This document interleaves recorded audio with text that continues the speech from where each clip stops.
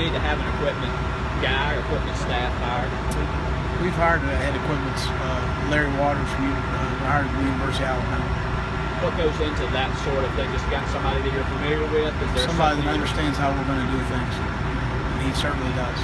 Which is how? Kind of what's your philosophy there? Well, you know, a lot goes into how we structure practice. Yeah. Training the student managers to understand how we're going to do things. Doing things in a timely, organized manner. There's a lot of things that go into that job, and it's a very important job. Larry understands how we want to accomplish things, and I'm excited about him being a part of our staff. So your equipment guy manages the student managers? Yes. What's been the highlight of this trip so far for you? I think more than anything, just seeing everybody, seeing how excited everybody is, and you know, when it's new and everybody's different and everybody's excited about that. And as Coach Spurrier always said, you are what your record is. We're a 3-9 program at this point, so we've got to battle through that. That's what we plan on doing. What do you think you can do to improve defense next season? Well, I think, you know, number one, we need to stay healthy because we're very thin in some areas. I like our combination of talent and experience in our front seven. We need to improve tremendously on the back end. But we've got to be able to develop more rushers and more fast twitch guys on the edge, and whether that's doing that with Bryson Allen Williams or some linebackers, we'll probably have to do that. Be more of a situational defense than maybe we've been before. What about Brian Edwards? Can you talk a little bit about Brian's come on and had an outstanding spring. I'm really pleased with his progress. You know, he injured his knee in high school, so it took him a little time to come off of that and strengthen his knee. Thought he really progressed, and at the end of spring was playing at a very high level, had a great spring game. These summer months for him are extremely important for the game to slow down for him. And that's being in the book and watching film and doing things we got to do to be successful. Overall, your biggest takeaways from spring practice? Well, we just got a lot of unknowns. I do think we have some talented players.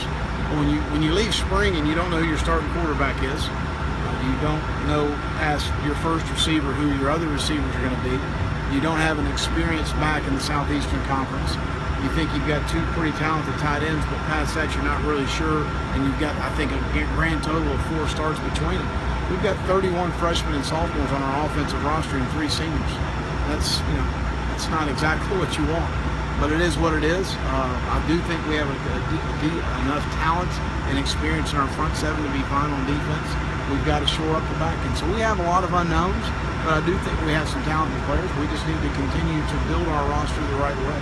You talked about it the other day about, you know, changing over the spring game. How nice is it as you've been in it a few months to kind of come in and change some things now knowing some things? Well, I think that's part of it. As you go through it, you see what you need to do to adapt and change a little bit and adjust, and that's part of the deal.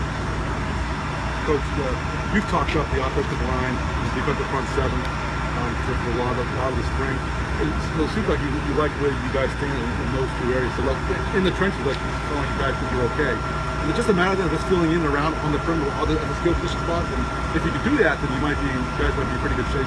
Again, we got to stay healthy. Yeah. We're paper thin, especially at receiver, the secondary. Yeah.